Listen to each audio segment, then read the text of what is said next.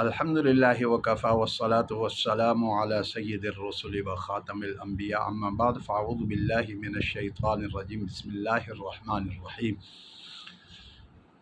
قابل ذی تکریم محترم ویورز حضرات اور میری ویڈیوز کی سماعت فرمانے والے حضرات اور سوشل میڈیا میں جتنے بھی شیئر کرنے والے ہیں حضرات اور مجھ سے اور میرے ان امور دینیت سے محبت کرنے والے حضرات سے گزارش ہے کہ آج تو میں بہرحال سفر میں ہوں، جو کہ روزمرہ زندگی میں جس طریقے سے میرے آپ حضرات کو ویڈیوز وغیرہ آتی ہیں اور ویڈیوز میں بالخصوص اور اسماء الحسنہ کے جو ہے نا وظائف وغیرہ آتے ہیں اور اسی طریقے سے قرآن کریم کی تلاوت وغیرہ آتی ہے، تو آج سفر میں تھا تو میں نے سوچا کہ مناسب نہیں ہے کہ کچھ نہ کچھ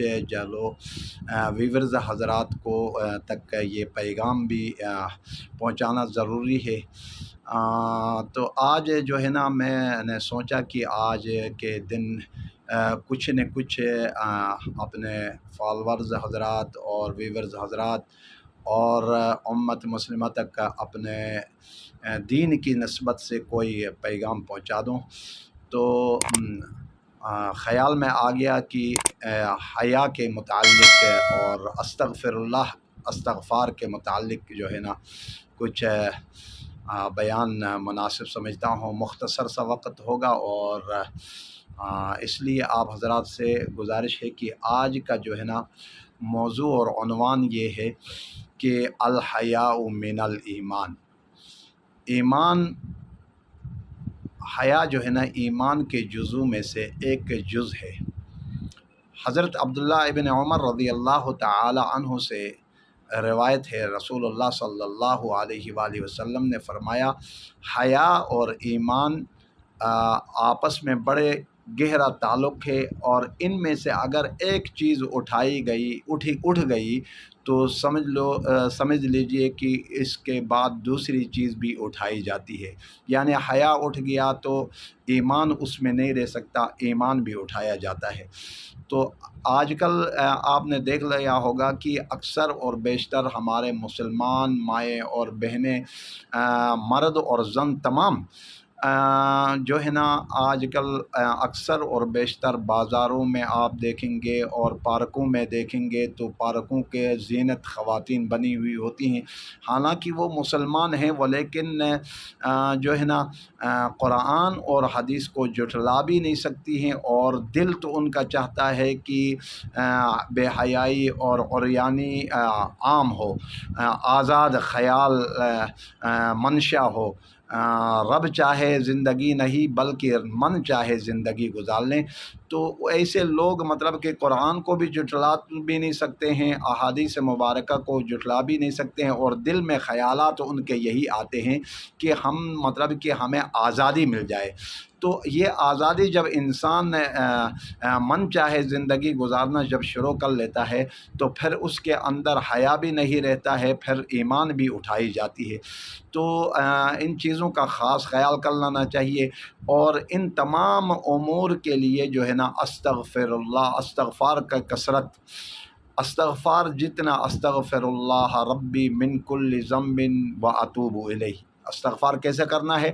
استغفر اللہ، ہر نماز کے بعد کثرت سے استغفار کے جو ہے نا ورد رکھ لیا کریں۔ استغفر اللہ ربی من کل ذنب واتوب الیہ، استغفر اللہ ربی من کل ذنب واتوب الیہ۔ جتنا استغفار آپ پڑھتے جائیں گے، آپ کے جو ہے نا دل اور دماغ میں جو وسواس شیاطین ڈالتے ہیں، ان الشیطان للانسان عدو مبین، شیطان شیطان میرا اور آپ کا کھلم کھلا دشمن ہے۔ ایک انسان کے دو دشمن ہوا کرتے ہیں، ہم تو ان چیزوں کو اگنور کر رہے ہیں۔ دو دشمنوں میں سب سے بڑا دشمن آپ کا اپنا نفس ہے اور اس کے بعد شیطان ہے۔